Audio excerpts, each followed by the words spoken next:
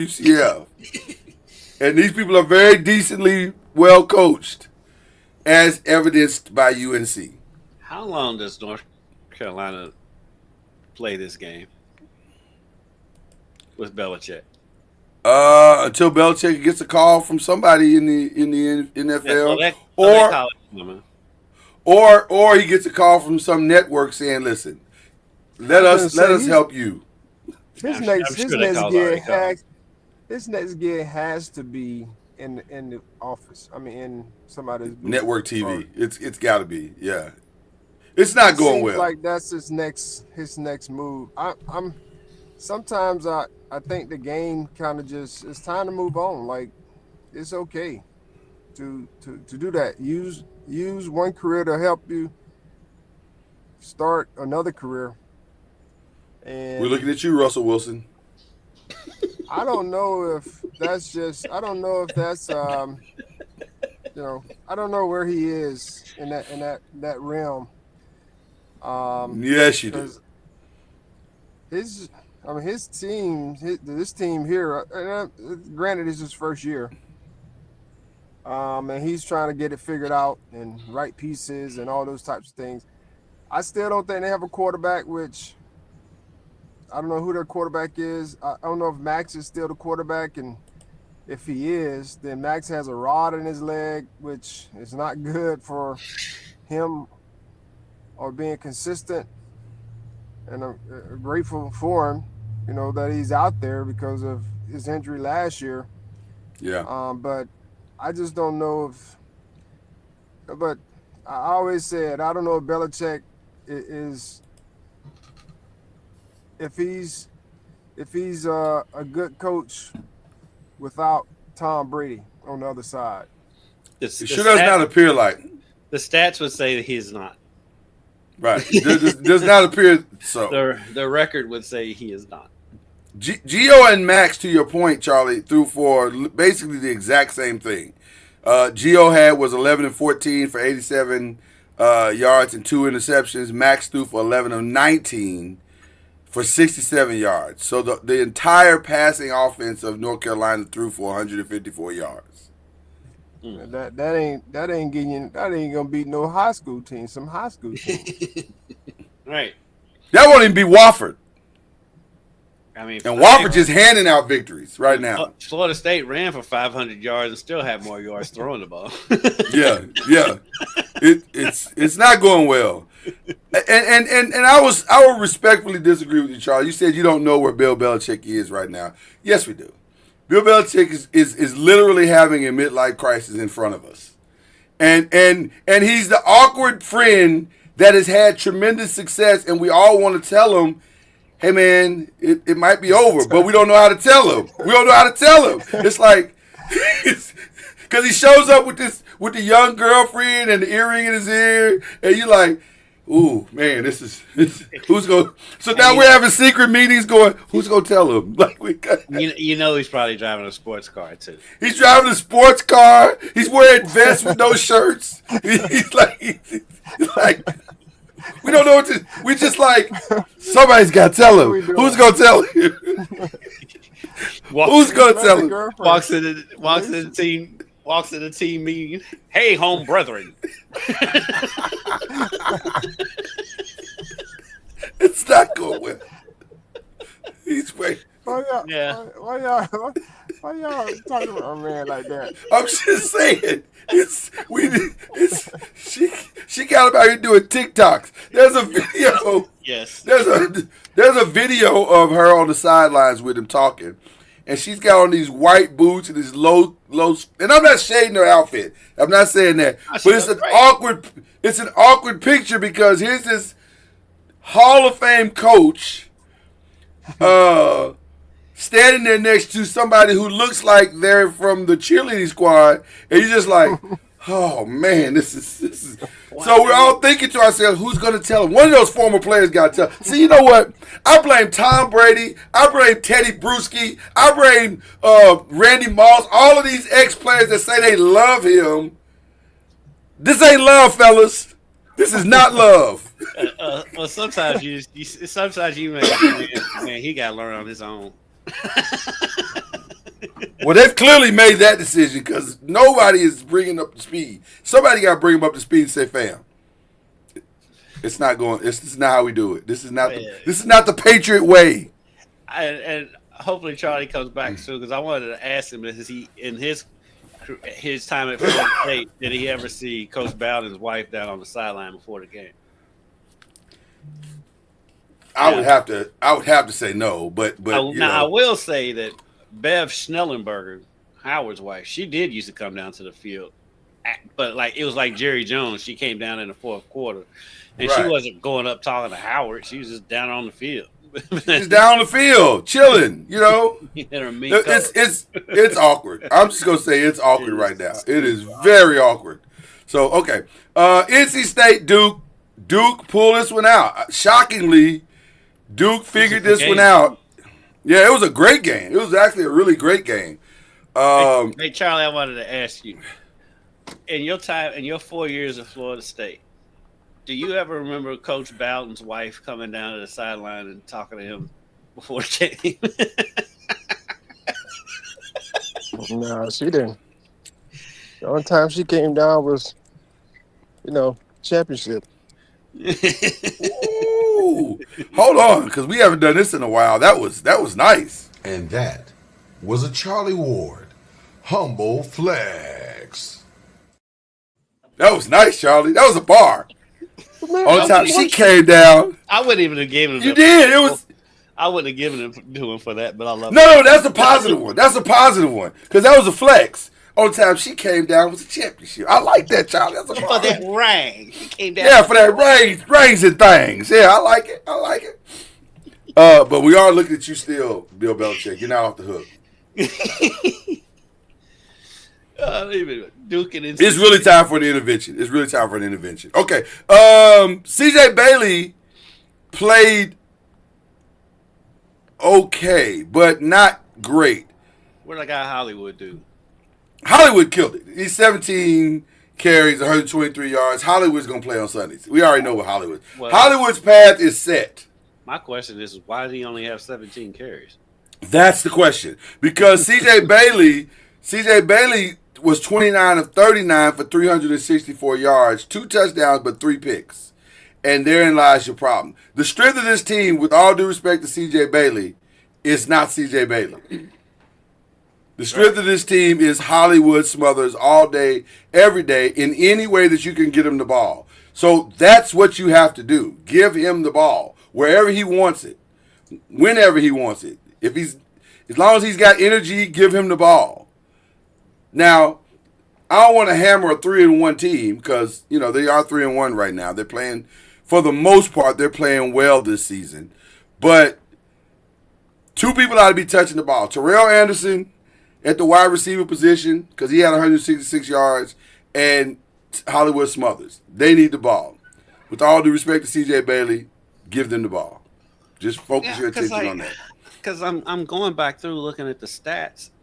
Yeah. I mean, they were up 20-7, so they were.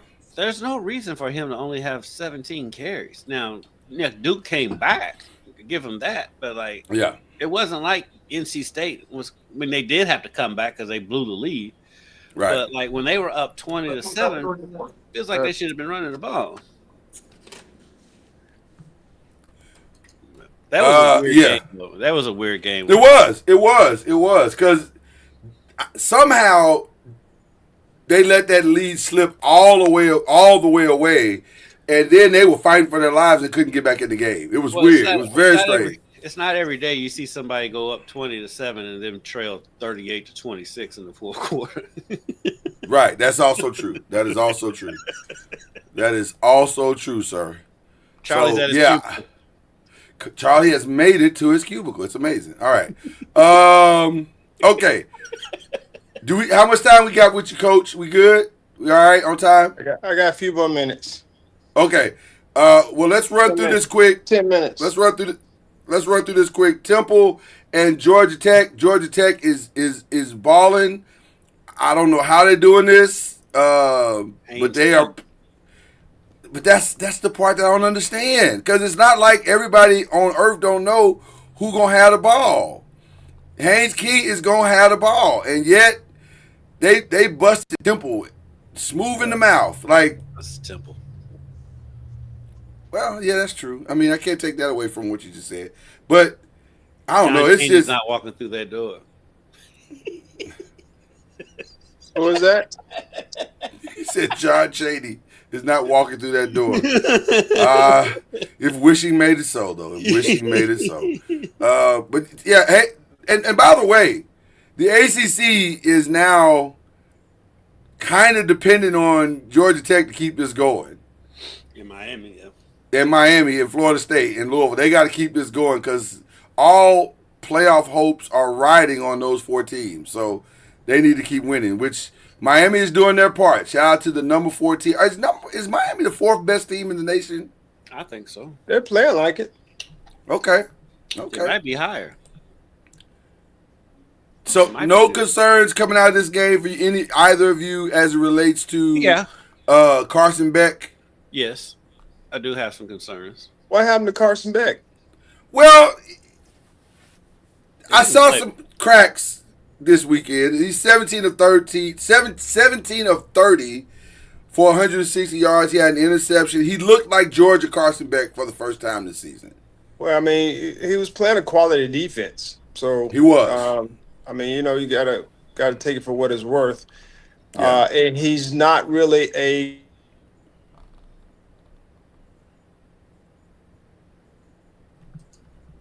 That was not a long pause, ladies and gentlemen. That was a freeze. Yeah, that was so. But one person I don't have some of that what he lacks when it comes to passing. So it's hard to kind of offset if he's having a tough time throwing it to throw him into the run game. So he's really dependent on good pocket and his receivers getting open. And there was a couple times he was holding the ball because they dropped a few guys and he wasn't able to find, open guys. I think Notre Dame kind of did him a favor by playing a lot of man-to-man. Yeah. But I think Florida played him a little bit of the mix, kind of mixed it up a little bit, and then they got a little pressure on him as well. So I think all those things, kind of just show that he needs to continue to improve.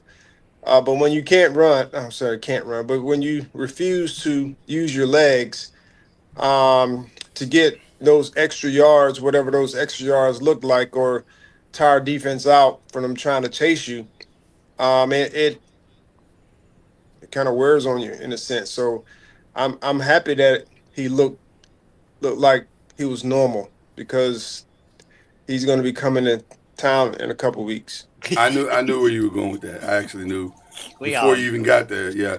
Mark Fletcher was awesome in that game though. 24 carries, 116 yards and a touch.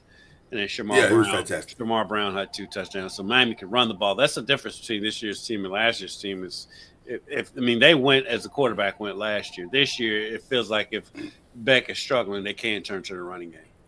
And let me say this also, Ruben Bain. Oh man, lives up to his last name. Bain. He is. You were merely you were what's the famous quote? You were born in the darkness, or you came to the darkness. I was born in it. Whatever it is. Whatever. And just that is a grown man. And he is a grown man. He was hurt a little bit last year, so the numbers didn't match his freshman year. But he is back this year, and he is a menace. I mean, he's low key.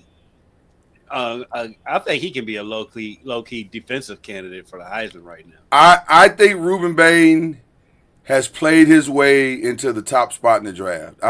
It's going to be hard if he can continue on this trajectory. I think he's the first pick in the draft. Why would you not? And it doesn't even matter what you need. You can't turn down that. That is the definition of grown man business right there. He's a monster. The Saints will draft another quarterback.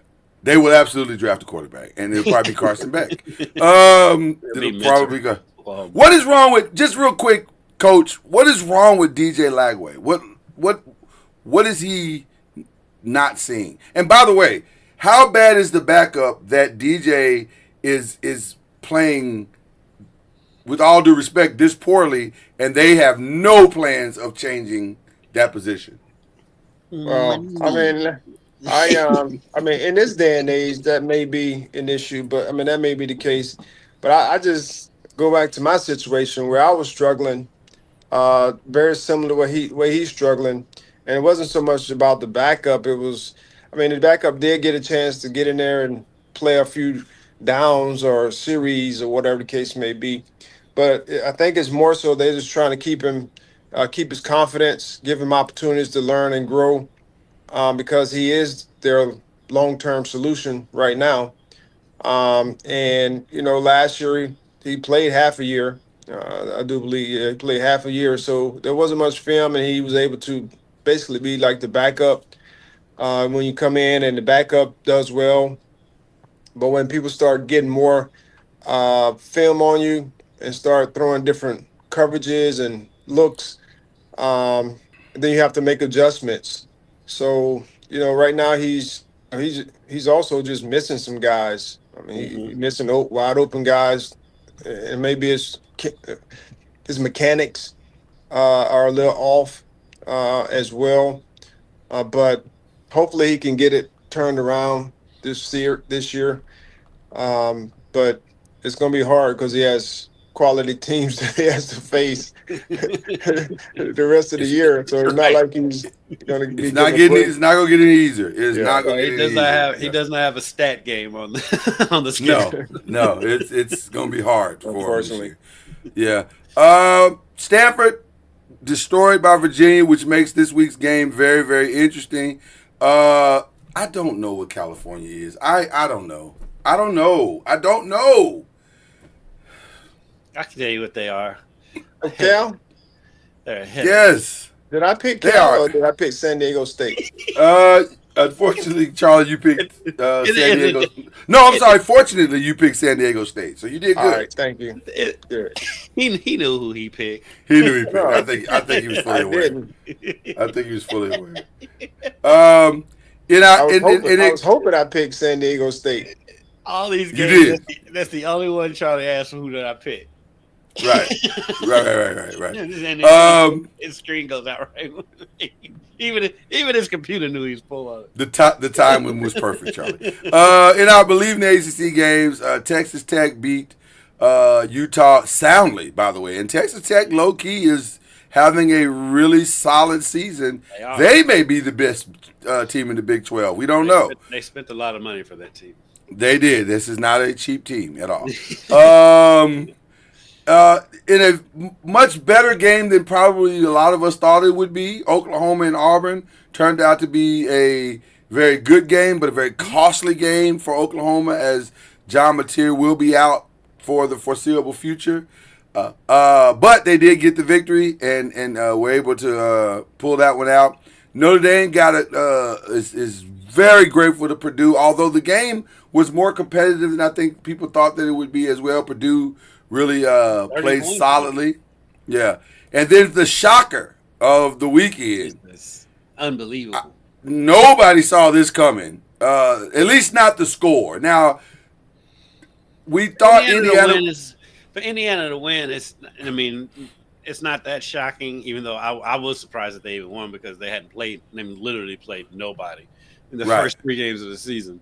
Right. But for them to come out and bludgeon. Coach Signetti put it perfectly at the end of the game. He's like, we took their will, and he did. Illinois laid down in like the second quarter. That game was over. Took their will is a bar. We took their will. That's why we won. Signetti's he's good for his bars. He's got bars. He's got flow. I got to give it up to him. I got to give it up to him. Michigan State also was knocked around, so USC might be good, or Michigan State might not be good. I don't know. I don't know which one it is yet, but I'm leaning towards the latter. Okay, that's how I felt, because that's how I felt anyway. Fair enough. USC is still kind of in that show me mode. We still need to see it, but Michigan State, I don't know. It wasn't impressive. They weren't impressive at all. So our current record right now, Charlie and Kendrick are tied at 18-7. I'm right there. Listen, I'm a late bloomer. I'm a late guy. I've always been that for the show. But see, your kryptonite just showed up last week.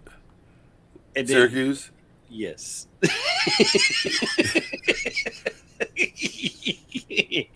Let me say this. If Angeli was still playing, yes. You're right. But now, not so much. Right. I don't see myself. If Angeli was still playing, I probably would. You were either gonna win or lose on just solely based on Syracuse. I would die. I would probably die on that hill. That's probably true. But now that he's not, we're fine. We're fine. So let's pick some games. Our Week 5 games. FSU and Virginia started off. Now this will be a nice test for Florida State because they have to go to Virginia, who is playing well. Yeah, they're playing very, very well. And Virginia is confident right now. They are playing with great confidence. And Thomas Castellanos is familiar. There's no everybody in the ACC. Right, he's familiar in the ACC. So there's no real surprises there in the quarterback play. Now he's playing with a better offensive line than he had at Boston College and with a better defense than he had at Boston College. So that will make it interesting. But what say you, Kendrick Haskins, about Florida State going on the road to Virginia and taking their first chance? I'm going to go with Florida State, but I do think this is going to be a tough game because I think Virginia's been playing well. They've been slowly building that thing back up for a couple of years now. It's going to be at home. It's going to be at night. It's one of those weird Friday night ACC games. I don't know why the ACC decided to corner the Friday night market, but here we are. But it's going to be tough going on that road. But I do believe in what Florida State's doing right now, and I think that come out of there with the win. It's going to be tough, but also because what's happening next weekend. Yeah. So they can't overlook Virginia looking at Miami. So, but I do think Florida State will come out and win this game. This is without question a trap game for Florida State if they are not focused. The definition of a trap game, right? This is the trap game. I too will go Florida State. We don't have Charlie's picks, but we feel fairly certain. I think we know where he's going with this one. That he's going to go Florida State. So he's going to fly under the radar and keep him right. Number 8. But the challenge is for them to lock in and probably to lean more on the running game than they do. When you run for 498 yards, you should lean on the running game. You're probably confident in the running game.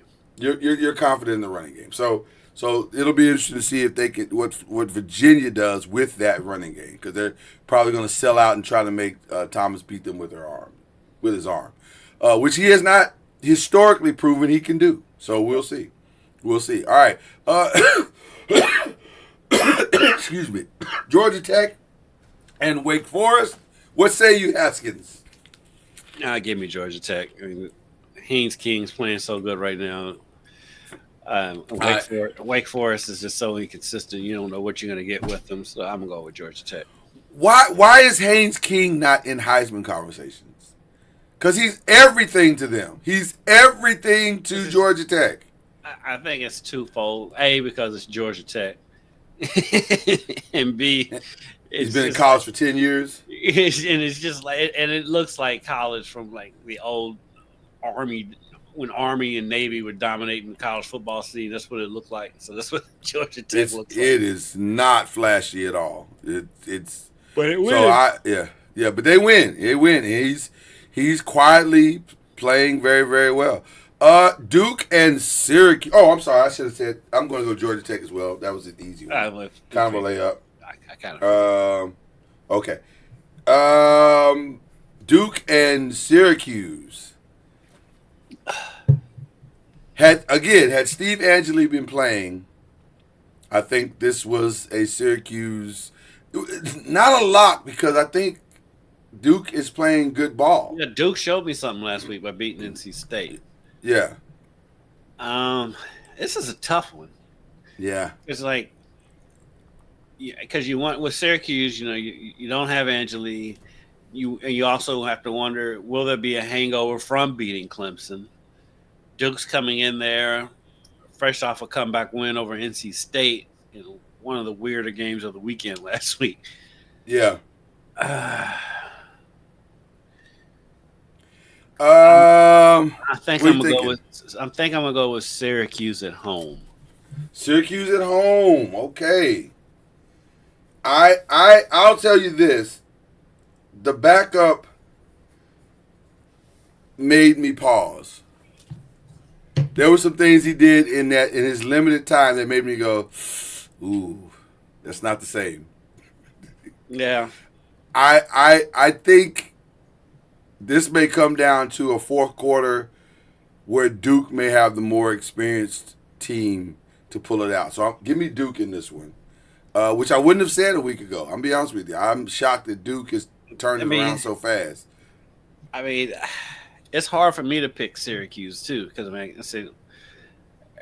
I'm more impressed with how Duke came back and won that game last week.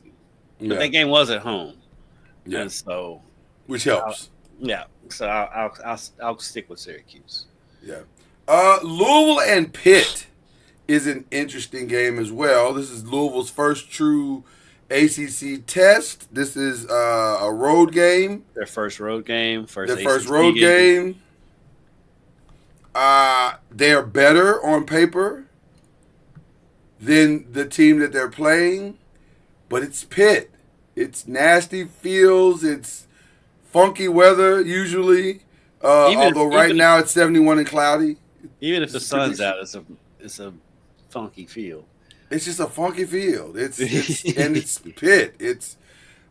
I gotta believe that maybe this is the game that Jeff has circled and said, I gotta have these guys ready for this one specifically because it's a weird game for me every year. Because I think they've lost this game. They lost this game last year, didn't he? They blew out Pitt last year. They lost at Pitt. They did blow them out? Yeah. They lost, right. I just said one of those years they lost. I can't remember. Yeah, they lost that. They lost last time they played at Pitt. Gotcha. It's hard to pick it because we don't know the status of the running backs because when we asked him on Monday, Jeff was saying that he'll know later in the week. Well, U of L only has one press conference. And obviously they don't release an injury report because nobody knew the running backs were going to be out last week. Right. Because U of L. I'm going with Louisville though, just because I'm like you.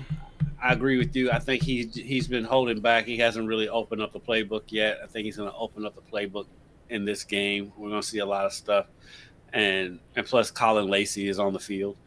Colin Lacey is still available. So as far as we know, because U of L. Right. We'll find out. But I'm going with U of L. Yeah. Cal and Boston College. I can't wear the shirt and not. Right. Come on now. That's weird. You're throwing a curve. No curves. This one I don't know. I honestly don't know. Because I don't know what Cal is. I don't know what Boston College is. I don't know. I'll tell you what I do know. This game shouldn't be on television. Nobody needs to watch this. No good can come of this. It's got to be on the CW, right? It's on the ACC network. Oh. It's the 2:30 game or the 3:30 game on the ACC network. The 3:30 game. Ooh. Yeah. So that's the feature. I gotta believe that there's a much better game on other networks, and they knew that. The ACC knew that, so they're like, let's just throw this one on. Everybody's gonna be watching over here anyway. I don't know. I don't even know. BC is favored.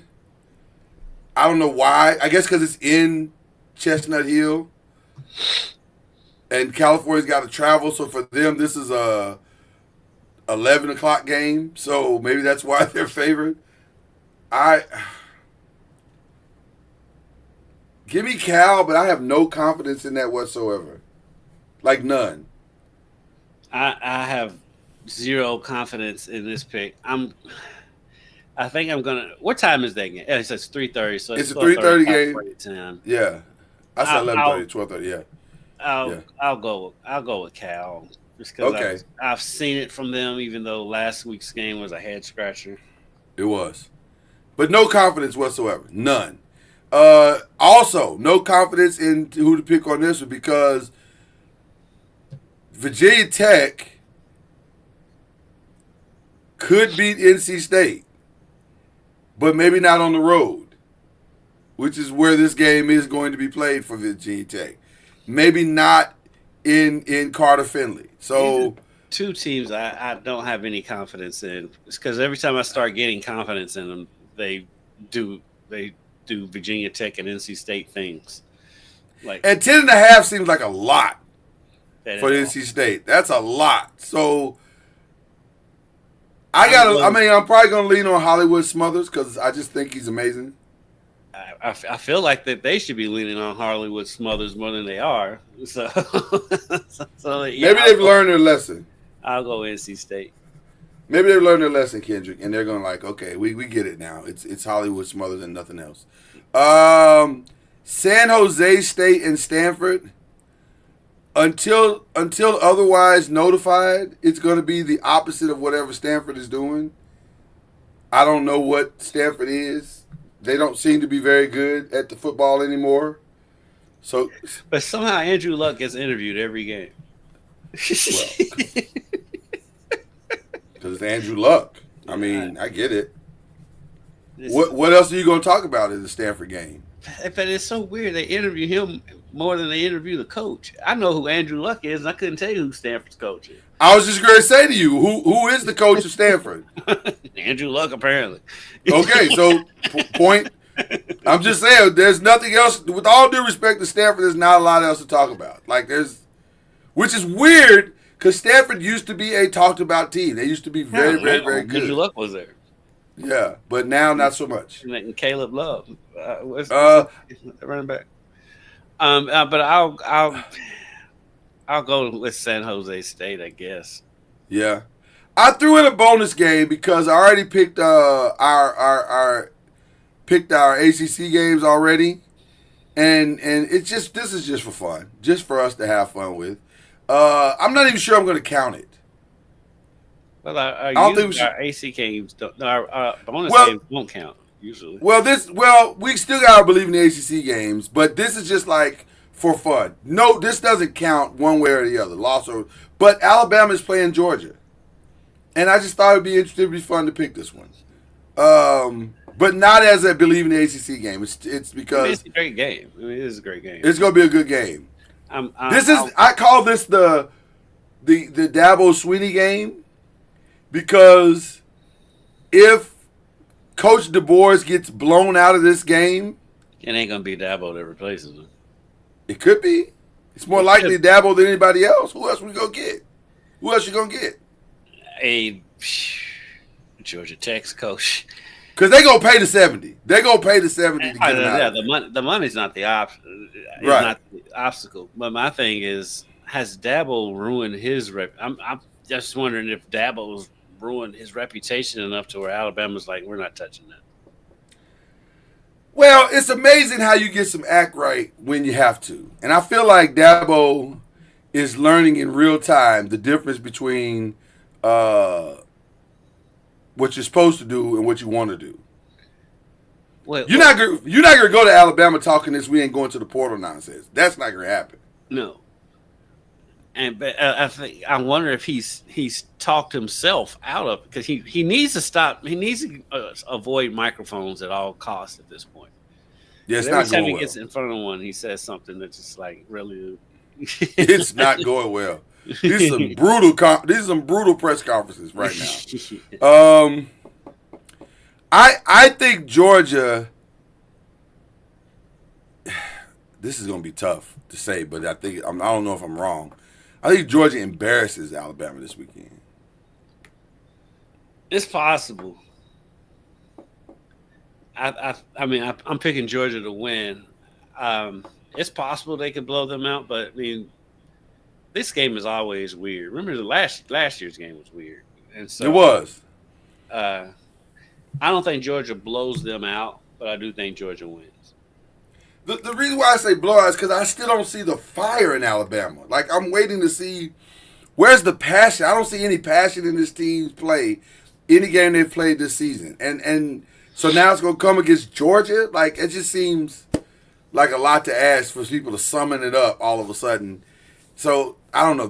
I feels like there's a great disconnect going on in Alabama right now. So, we'll see.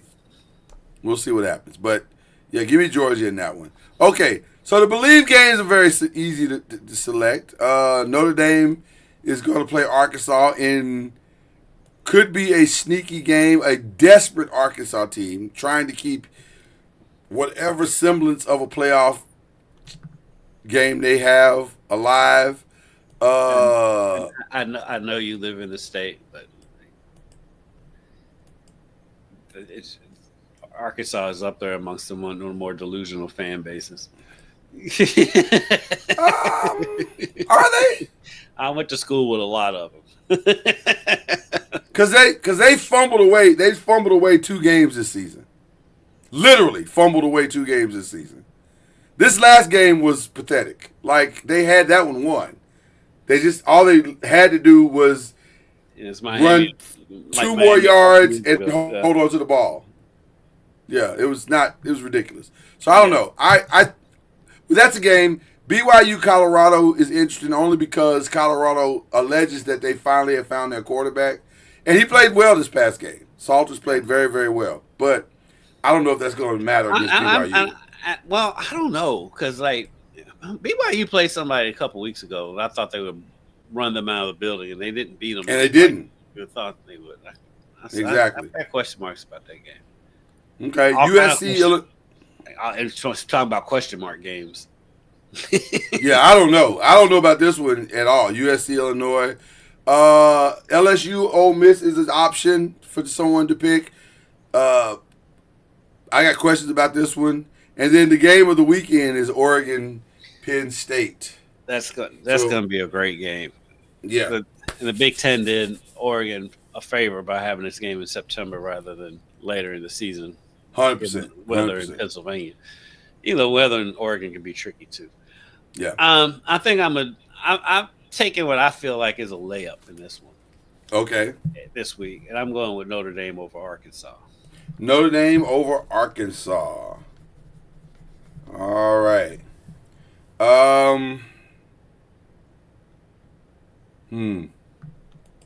You've done me no favors, Kendrick Haskins. I'm going to say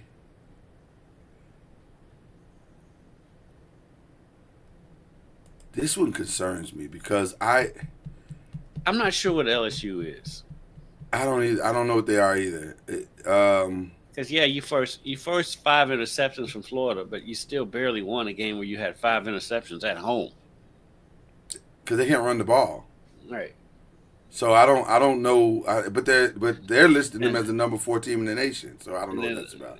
That's because they won at Clemson, which that win doesn't look as shiny. That win is empty as a can of air right now. And then Ole Miss didn't look all that great against Kentucky a couple weeks ago. So they should have lost to Arkansas. That's another team that should have lost to Arkansas.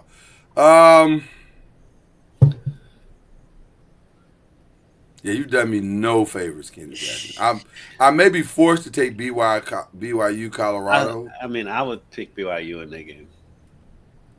Yeah, I may be forced to pick that one just because the other games are very, very difficult. I'll you know what? It don't count against me. Let's have some fun. I'll take LSU on the road. Okay. In a prove 'em game. Because we're doubting them. And so Brian Kelly's good at removing doubt.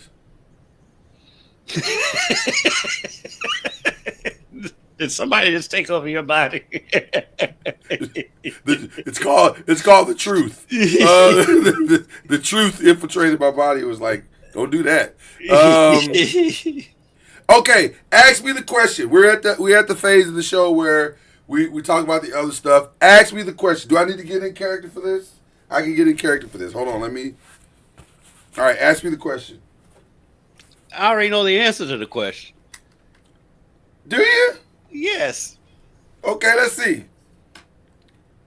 Are you happy with the decision? You know it. But not for the reasons you think. Not for the reasons you think. It's a layup. I I feel bad for Russ because, and I made this point last night on another show. The athlete is always the last to know. Yep. And when he threw those balls, first of all, that was a winnable game. Mm-hmm. That was a winnable game. Mm-hmm. Kansas City is not Kansas City right now, and that was a winnable game. Mm-hmm. And when he threw the first ball into the left tunnel, and then the second ball right down the middle over the uprights. The best meme I saw was Russell Wilson in the fourth quarter, and it clicks to Carlton shooting that half-court shot in Fresh Prince of Bel-Air. But what was crazy about it, Kendrick, is that it looked like fear. It didn't look because he had time. Because somebody was trying to say, well, it was the offensive line. No, it wasn't. Go back and watch. These people that don't watch film drive me crazy because they make these knee-jerk statements and like, oh, it's offensive. No, the offensive line was doing fine. He threw that ball into the tunnel because he was nervous. I'll give him the slight that he didn't have anybody open because if you look at it, yeah, he airmailed him, but it wasn't like he was throwing it over a wide open receiver's head. Again, I'm going to say go back and watch those plays again. Because the first one, I'll say there was nobody open. That, even though you don't throw it in the tunnel, that was stupid. But the last one, he didn't give him time to get open. He had already decided before the play unfolded, he was going to throw it away. And I'm like, it's over, fam. It's over. It's over. Yeah, I hate to say it, but it's over. He got the false positivity from playing against the worst secondary in the league the week before. 100%. So that 100%. That was fool's gold. Yeah. So yeah, but you know what though? Credit to the Giants. I think they knew that too. I think Dabo knew, we can't bench him after a 400-yard game, but we also know why he threw for 400 yards because he's playing defense in the league. Now, I don't love that the coming out game is against the Chargers, who are rolling right now. That doesn't make me happy, but I think if you keep the game very, very, very, very simple, it could get interesting. But because there's the unknown factor, that's the only thing that may work in his favor is that there's an unknown factor. But listen, the goal is very simple for the Giants this year: keep Jackson Dart healthy and let him grow in the position. Start to solidify what this defense really is. Get Scatterboo the ball. And and grow Scatterboo. If they can do those three things this season and be competitive and steal some games, you probably let J-Ball keep his job. You probably let Joe Shane keep his job. If they get blown out in every game, it doesn't matter anyway because the next coach will come in and coach those guys up. So it's a win-win for Giants fans. So it's nothing to get excited. But am I happy about it? Absolutely. Yeah, you have every reason to be, and because now you get to learn if you have hope or not at the quarterback position. Right. And it's while I am all for letting rookies kind of sit behind a veteran and learn, at this point,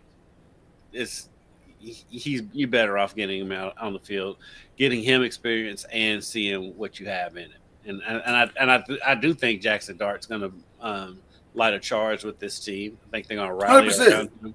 It's going to rally the fan base.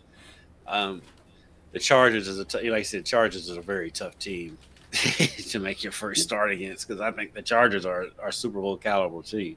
They are. But it's also one of those things you might catch lightning in a bottle and pull off the upset. And so I like the move. I like the young pieces you got with him, Neighbors, and Scatterboo. And then that defense. So, well, the move is done because it's a home game. Yeah, the pieces are in place. The pieces are in place for the future right now for the Giants. I can see the future better with them than I can my own team. Speaking of that, what do you think is going to happen this weekend? Shout out to Chad Major, by the way, who was on our show last night, and literally, I'm not even joking, he literally begged for Dak's life last night. I've never seen it happen on any podcast I've ever seen. That was the first time. He said, "Please, Michael, please, baby, please." and I was like, "Wow, prayer." Listen, prayer works. We all know it works. So, I still think it's probably going to be ugly, but hey, maybe it's not too ugly. It's gonna be ugly. But maybe not too ugly. It's gonna be really ugly. It's gonna be really okay. Well, especially with CeeDee Lamb out, and nothing irritated me more. If CeeDee Lamb got hurt on a regular pass play or whatever, okay. You lined him up at running back. He got hurt playing running back. Yeah, that happened in real time, actually. That game's gonna be ugly. Do you like the coach? Do you like Schottenheimer? I do like Schottenheimer a lot. Now that play was stupid, but I do like him a lot because he acknowledges that you do have to run the ball, and he will run the ball in the red zone because we've had so many coaches that would love to run the ball all the way down till they get to the red zone and decide to start throwing the ball. And so he does believe in balance on offense.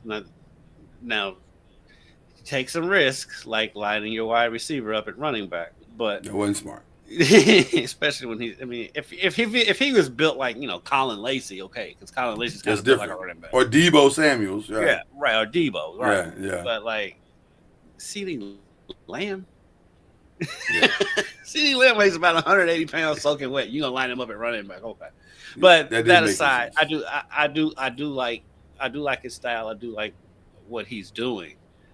It's just he's been dealt a bad hand with ownership and bad decisions. Well, it's interesting. This was brought out on the show last night as well. Everybody that gets paid in Dallas seems to get injured right after that. The last few years. Hence Jerry's apprehension. It's a weird reality. Dak got paid and got hurt in his year. Deron Bland just got hurt in his year that he got his check. The lineman that they just signed to a deal is now injured. I think he's gonna miss this game. It's a weird Diggs. Diggs. Listen, Diggs is not. Let me tell you something. The play that tells you that Diggs is not right. He's a shell of himself. The play that showed me that he's not right was Rome, the one where Rome lined up to him one-on-one, and he went left in an obvious just turn and go. And I was like, why is he turning left? What? Because he didn't even it wasn't even like a juke move. It was just like Rome went left. He drove left. And so, I don't know. It was weird because Trayvon turned around, stumbled, and then it was over. That play was over. So it wasn't, everybody was talking about, man, Rome made a great move. Not really. You go back and watch the play, Trayvon just made a weird decision to turn left. Or was it a weird decision? Is it more because he doesn't trust that knee, and he's like, I can't turn on that knee like that? Yeah. I think it's a little bit of that. He's not close to 100%. And I think, and I think a lot of it too is I don't know about this defense they're running because they don't blitz, they run zone all the time. Yeah. And they run zone and still have people running right past them. Like the whole point of a zone is to keep people from going deep. But they get beat deep every time, and they're in the zone. Why? Because they don't get any pressure on the quarterback. I think Dallas and the Ravens have the same problem right now. It's scheme. It's not that they don't have the players. It looks like it is, but it's not really that. Dallas is both of them. I think Ravens is more scheme. Dallas is both. They don't have players and they have a okay. So you did trade away your best pass rusher. So yes, that part is true. But also I think some of the scheme is off. Like you got guys way out of position, like especially the Ravens. The Ravens got guys way out of position. It doesn't make sense what they're doing on defense. And with all due respect to Zach Orr, who I like, I think he is in deep waters right now, and it looks like he's lost. He may not make it through the season. He might not, because right now he looks very, very lost, like very, very lost. So it's interesting to see what's going on with him. Okay. Other quick updates. WNBA. A solid response from the Aces last night. Solid. They were like, no, Indiana, no, it's no. And even solid response from Phoenix last night with a 20-point comeback win in overtime against Minnesota. Like, no, we're good too. Like, I love Alyssa Thomas. She's amazing to me. And to me, the difference between Alyssa Thomas and Naphecia Collier is not as great as some people might think that it is. Like, those are two solid players. And now I think Naphecia is a better overall three-level shooter than Alyssa. Mm-hmm. But Alyssa can score, and her defense is pretty nice, as evidenced by last night. So that series is going to be interesting to see where that ends up at. And I'm looking. Go ahead. I think the Aces are going to win out in that series. I think it's going to be hard to beat them in a 7-game series. In a 7-game series? I think it's 5. In a 5 no. This is the first year. Well, the finals is 7. That's what I'm saying. Finals is 7. I'm assuming that the Aces are going to get to the finals. I'm really assuming that. That's what I meant. I meant in this series. I think they're going to win out. Oh, gotcha. Yeah, I think so too. The next couple games, Indiana. I think they got their wake-up call, and they've gotten that out of the system, and I think they'll be fine. Yeah. Asia is playing like the grown woman that she is. Yes. And let me say this. By the way, we got into an interesting debate last night. And I may have to call you in on this next one when we do it. Because we gave a shout-out to Paige Becker for winning Rookie of the Year. And everybody except for one person, and you do not have to guess who it is. I'm sure you could probably guess easily who it was that said this. But he said that Caitlin is a better player. I was like, not at all. Paige is light years better. Like, so he I wouldn't brought say up light years, but I do think she has a better all around game. That's what we were saying. When I say light years, I'm meaning that. I don't mean as a shooter. She's not a better shooter. No. But Paige can score on every level. She's a better She's a far better defender.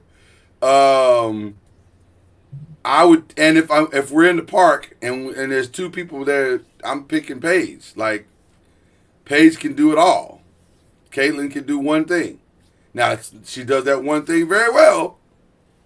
But Caitlin can pass the ball too. She's a good passer. But I think Paige's game fits better within the framework of the team than necessarily Caitlin does.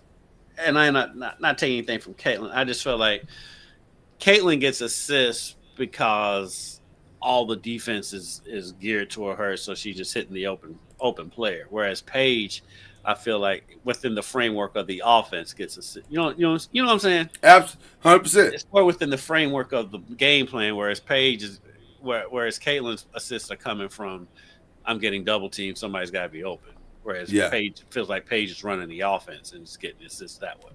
Yeah, I wanted to ask you this question.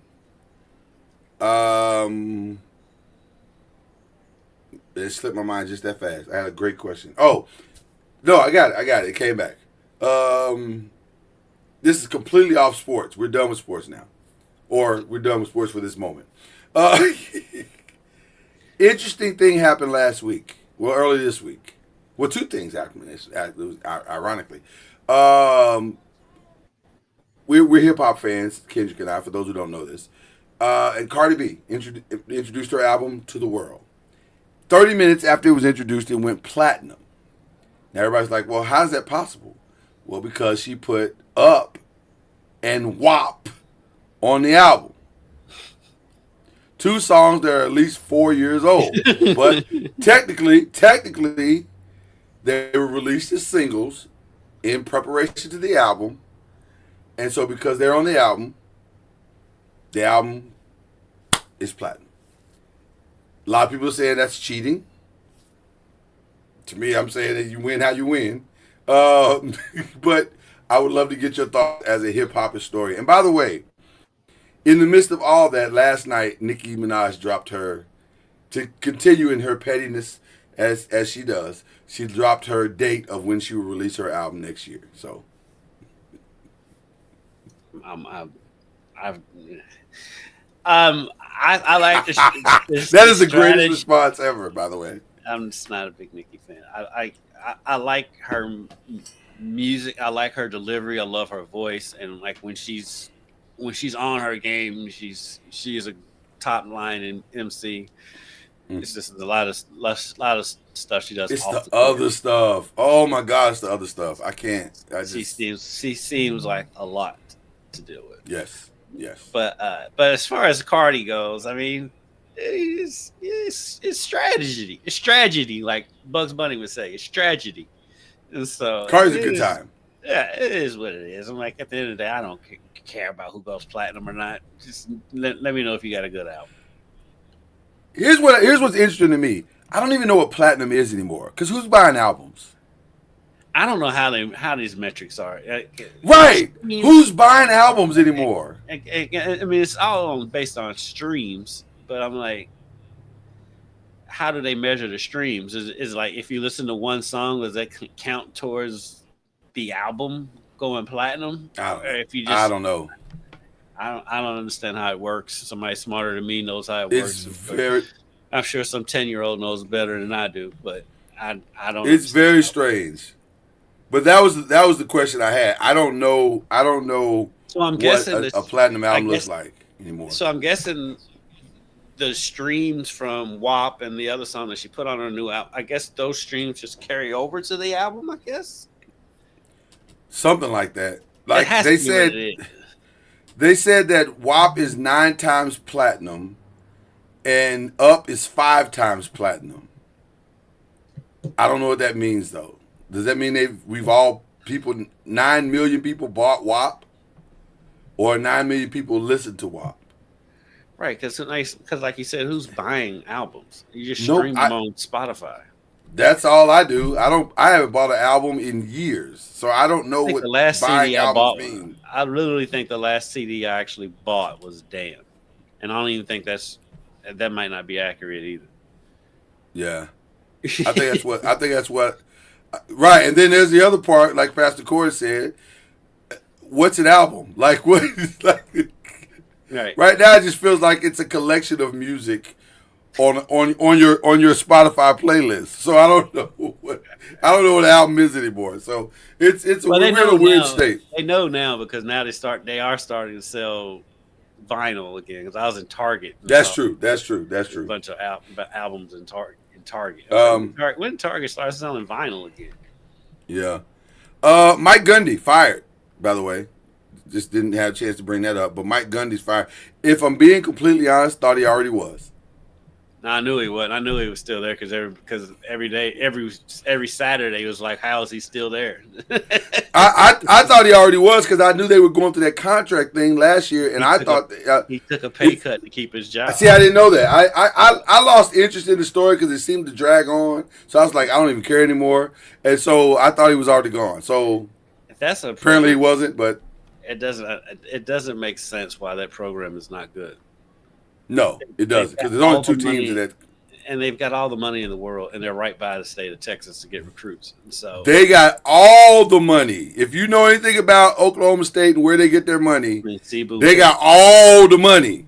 Yeah, money should not be a problem. That stadium is awesome, and it doesn't make sense why they're bad. Yeah. Guess what, man? We'll be back on our other show soon. NBA's right around the corner. Everybody's reporting in a couple of days. And, oh, man, hard story with Fred VanVleet going out. That is brutal. I know. It's brutal. I mean, literally just now starting to get into training camp, and he tears his ACLs. Yeah, man. And they got no options, by the way. They got to trade for somebody. Apparently they're over the apron in some weird way, and they can't just move somebody in. Well, Reed Shepherd, I think, is going to step in there. And he may, and I don't think he'll be the starting point guard, but he's going to get a lot of minutes. And then they have somebody else too, because there was a reason why Reed really wasn't playing last year. But they got a backup dude. I forget his name. They got team options. I guess technically they could move Dory Finney-Smith into that spot, although that doesn't really solve your problem. They do have a Holiday. They have Aaron Holiday. They have Aaron.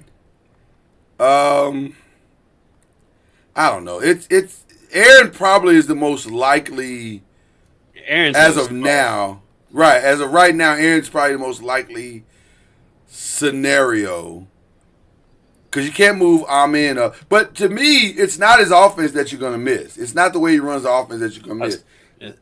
It's the defense. Yeah, it's the playmaking and the defense. He anchored the defense from the front, and Amen Thompson was able to do what he did because Fred is good on point guards. So now that you don't have that, you're putting a lot of pressure on the backside of that defense. So I don't know. I mean, maybe Tari Eason might play a little bit of point. I think it's going to be one of those things by committee. I mean, KD will bump up a lot. Yeah. But, somebody made mention of this, that KD's going to miss 30 games just on GP. So it's good. We might be talking about a team that went from the second and best in the conference to a team that's probably going to be in the middle pack now. So I don't know. It depends on what they do. They may make a trade, and I offered Terry Rozier as an option because it seems like Miami's done with that. He's not been good in Miami. No, he hasn't. But his expectations in Houston would be far less. And you could focus him on one thing. Like, we just need you to bring the ball up, make some plays, hit a couple of open shots. Maybe. I don't know. I don't know. Terry might be done. That also is true. Because he also has that whole betting thing, gambling thing. Which that also is true. He got off, but then they started investigating again. So I don't know where that story is right now.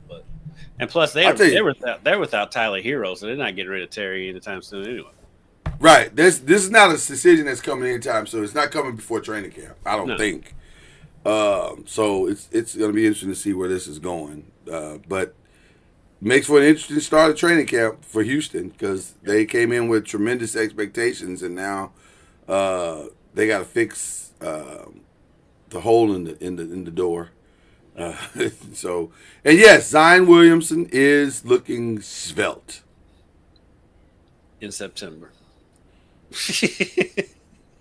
I'm telling you, it's a rite of passage. It's like this is his yearly ritual that he's going to look phenomenal sitting behind a podium, and then it will last about 2 weeks into the season before he gets hurt. I mean, that has been the pattern.